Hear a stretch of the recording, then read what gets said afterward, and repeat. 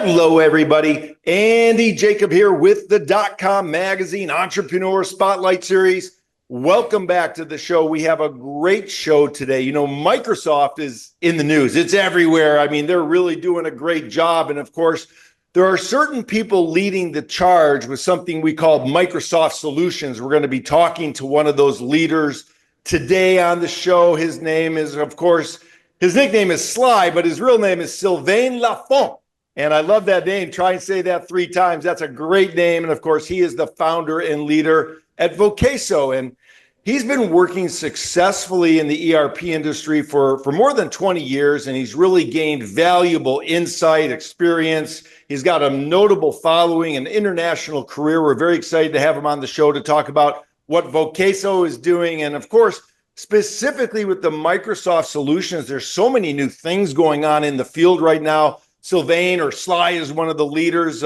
He's going to bring us inside of what's happening. So Sylvain, or Sly, welcome to the DotCome Magazine Entrepreneur Spotlight Series today. Thank you so much, Andy. Pleasure to be here. Great introduction. I love it. Yeah, it's great to have you here, Sly. Of course, you've been right in the middle of it. You've done this for a long time. You have a great team. You provide Microsoft solutions to so many small to mid-sized businesses, as well as big businesses as well. But before we get started, let's pull the lens back to 30,000 feet. Tell us about Vokeso, and then we're going to go. Yeah, Vokeso is not a new company. We've been around for nearly 25 years, but in 2013, we became an official Microsoft partner. So we resell business solutions, as you mentioned, primarily Business Central, which is an ERP solution, enterprise resource planning for those who are not familiar. So we take charge of all business functions within an organization. And so it's aimed at SMBs.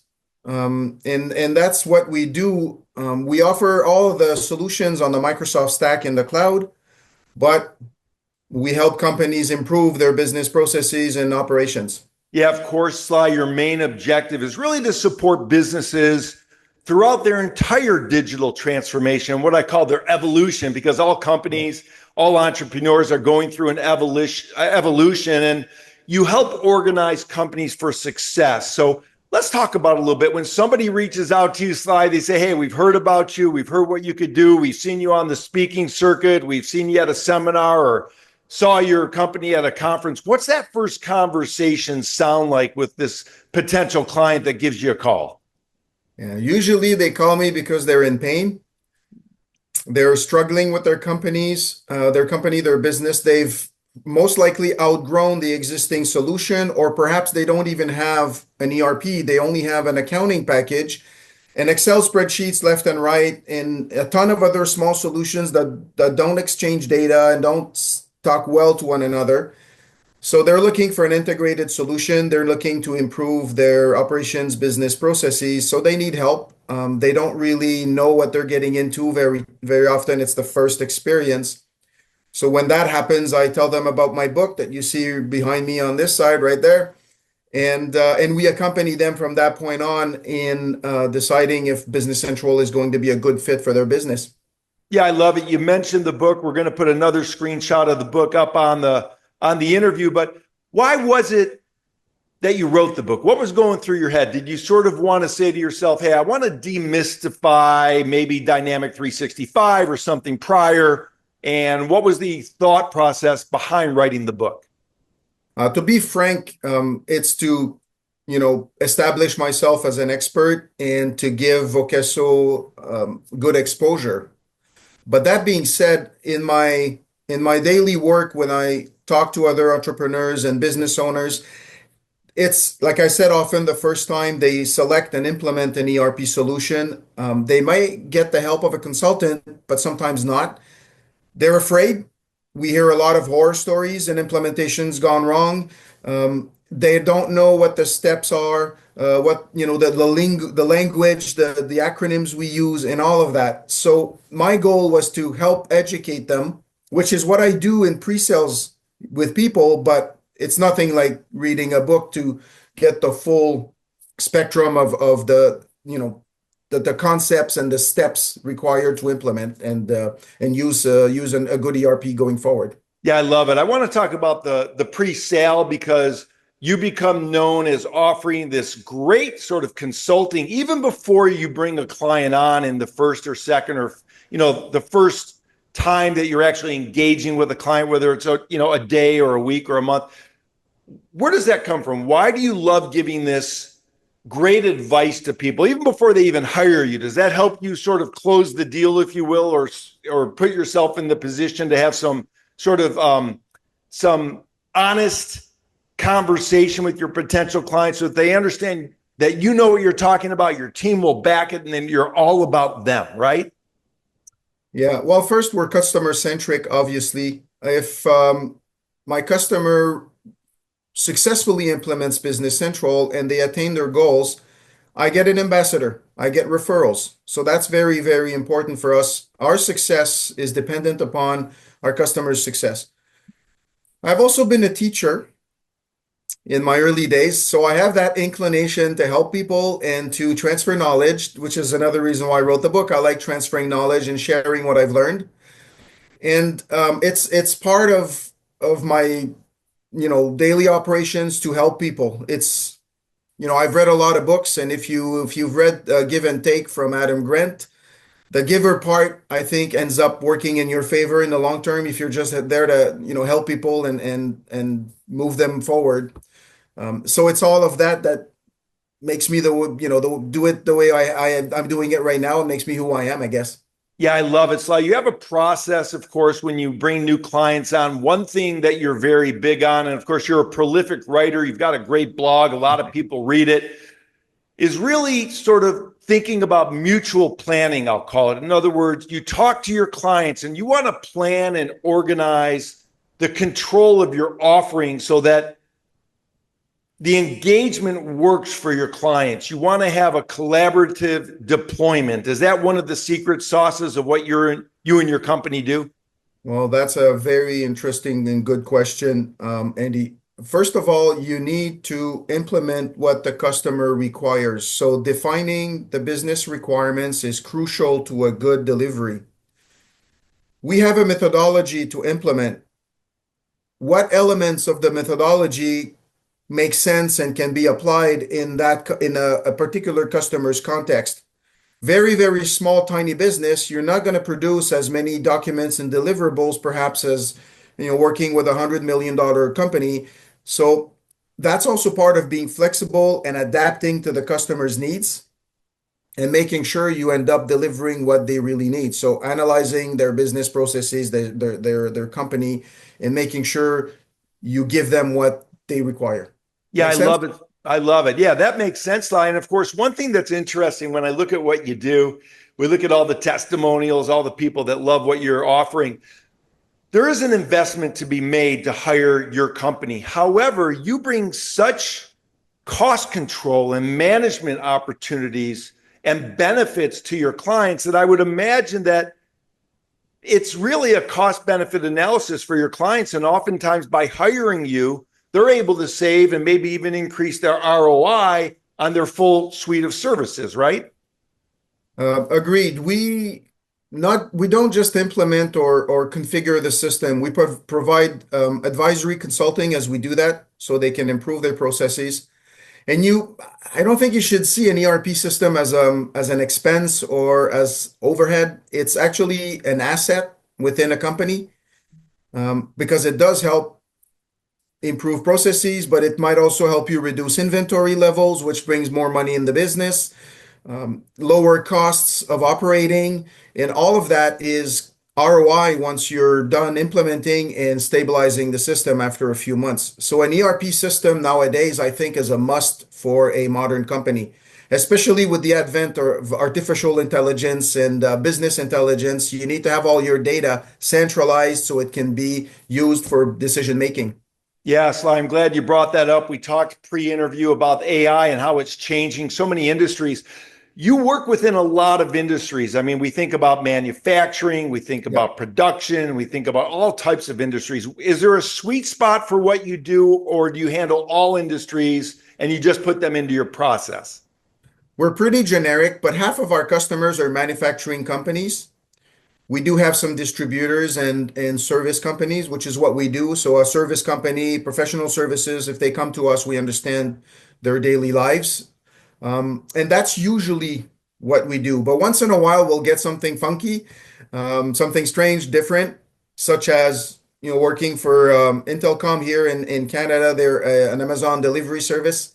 So that's a bit of a different business model, but we've been successful helping them out. Yeah, I love that. And of course, 50% approximately of your business is manufacturing. There's this word out there that a lot of people don't understand what it is. It's called discrete manufacturing. Let's talk about what that means and what that's all about. Yeah, simply put, Business Central is a discrete manufacturing solution first and foremost. And what that means is you're assembling parts to create an object. So you're making bicycles.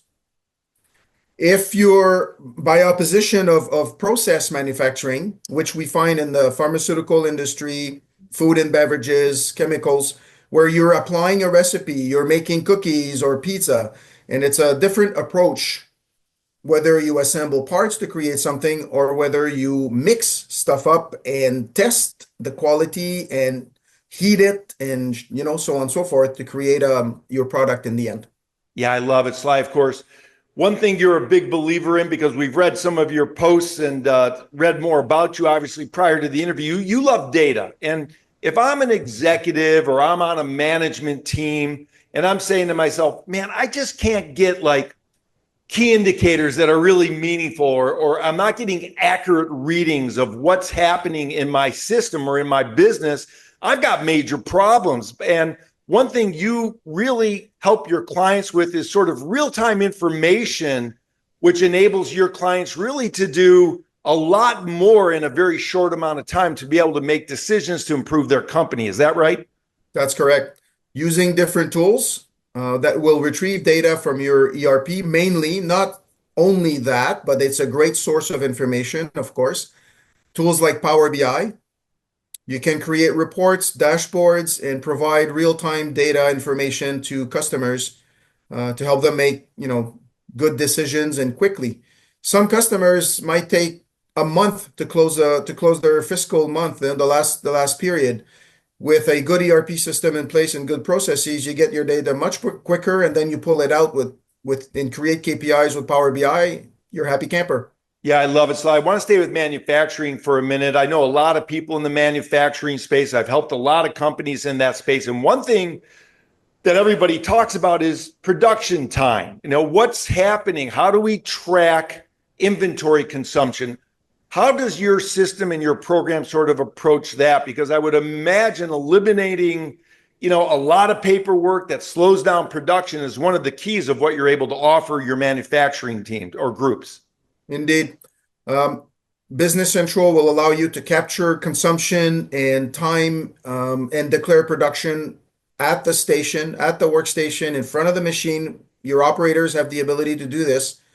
We can also deploy barcoding equipment, so your consumption could also rely on barcoding to lessen the probability of errors.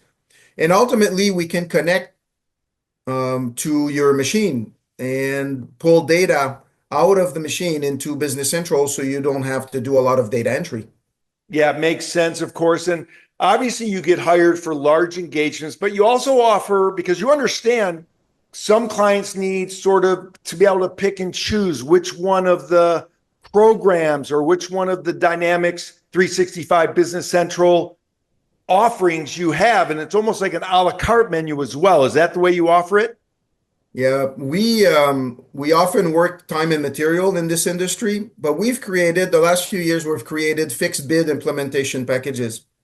So customers who are able to implement using standard features of Business Central can rely on a risk-free implementation, and then it obviously helps smaller companies afford Business Central and start with a very strong system. And as they grow, they don't need to switch. They can stay on the platform. Yeah, I love it, Sly. Of course, everybody knows that watches the show. I love the sales cycle. And a lot of people don't realize that Microsoft Dynamic 365 really can empower sales reps as well with a very powerful CRM. Let's talk about that a little bit. There is a CRM within Business Central. And if it really helps customers get started. And then eventually, if they outgrow the features of that CRM, there is obviously Dynamics 365 customer engagement with its various modules. So sales, marketing, etc., customer service. You don't have to go anywhere. You don't have to shop elsewhere. You start with Business Central, and if your requirements get too complicated, you can switch to the full-blown platform. Yeah, I love it. And of course, you also offer cloud hosting from Azure. Let's talk about that a little bit because that whole game is changing a bit. I mean, AI is changing the amount of capacity necessary in the cloud to drive so many of these functions and so many of these initiatives really is becoming a larger game than it was even, 6 months or 12 months ago. How do you and your team at Vokeso keep ahead of what's happening in the infrastructure through Azure, making sure that you're offering the most powerful and secure system available? Well, we obviously rely on Microsoft. They have the budget, the resources to make sure their platform is highly secure. We deploy MFA and different tools. So we do offer hosting services, yes, when customers require it. And we tend to push customers to the Microsoft Cloud for Business Central. Integrations are easier, and the security is top-notch with Microsoft.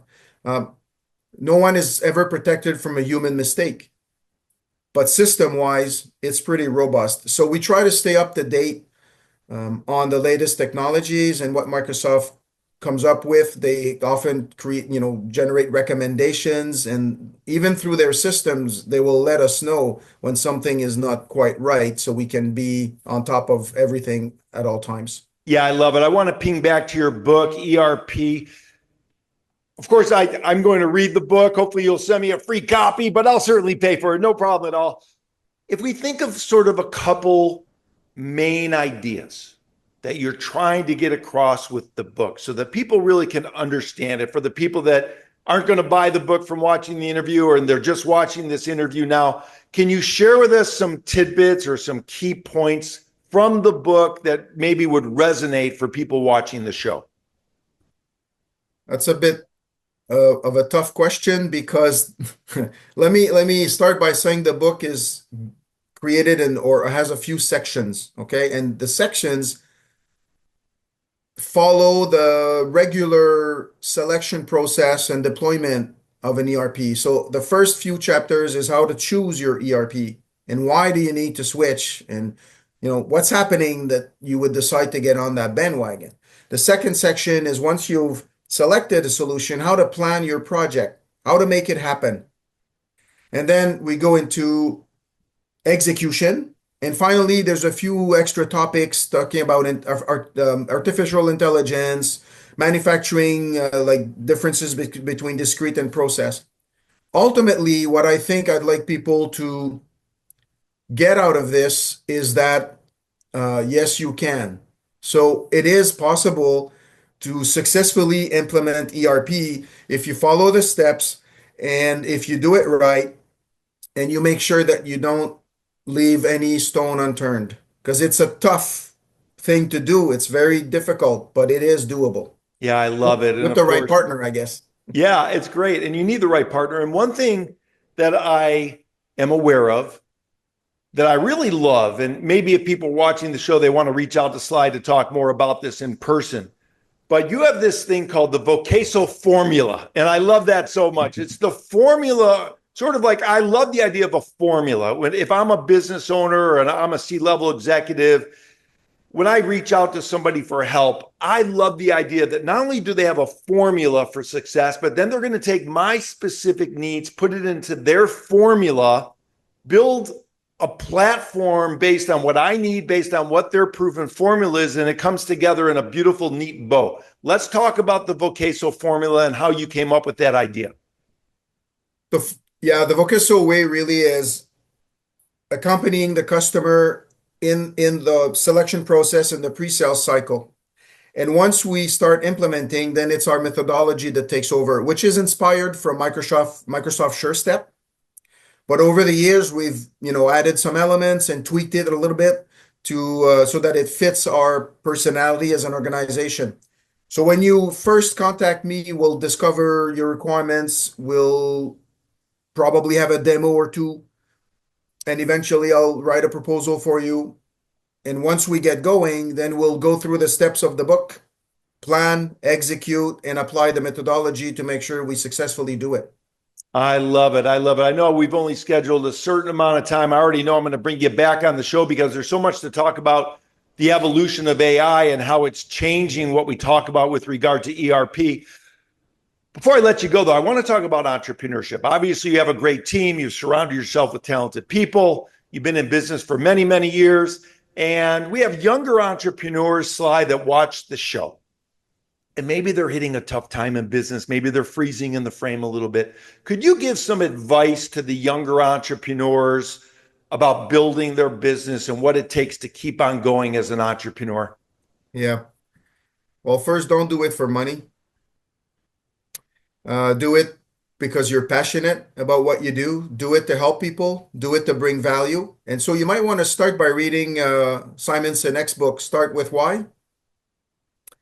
Then don't be afraid to ask for help, to surround yourself with qualified people that are actually better than you are in what they do. Because that way you're gonna build a strong team, and they don't have all to be employees, but go to the professionals, get the right advice, and don't do it by yourself.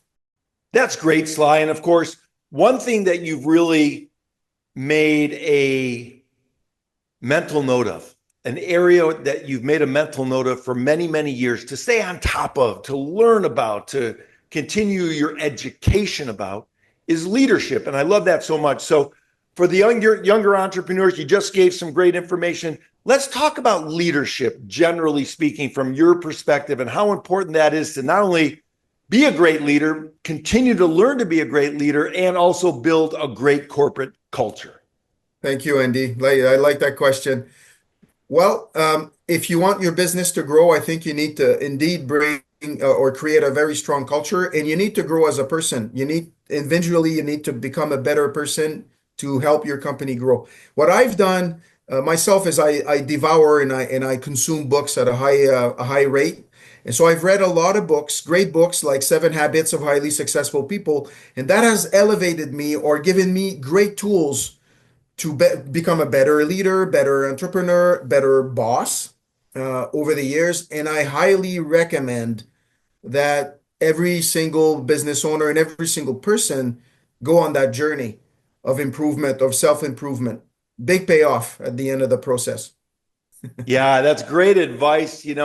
One of the first questions people investing in startups ask is, why is your team the right team for world domination? And sometimes founders, they say, what team? Well, sometimes you can't start with the team, but you build the team right. Yep. As Sly says, surround yourself with people that have expertise different or better than what you have. Listen to them and successfully work together to build something great, which you've done at Vokeso. Now, I'm going to say it again because I love it. Sly Lafond. What a great name. It's been great having you on the show. I mean, you really are one of the leaders in Microsoft solutions. You're a thought leader. The social validation and social proof you have from the people that have done work with you and the case studies is remarkable. I know we're going to bring you back on again to sort of unpack what's happening, because it seems to change every 6 months. It's just incredible what's happening in your space. And to stay on top of it, you just have to have the great team and great leadership, which you've exhibited throughout the many years at the company. So I want to thank you so much for coming on the DotCome Magazine Entrepreneur Spotlight Series today. Thank you so much for having me, Andy. It was a pleasure. Thanks.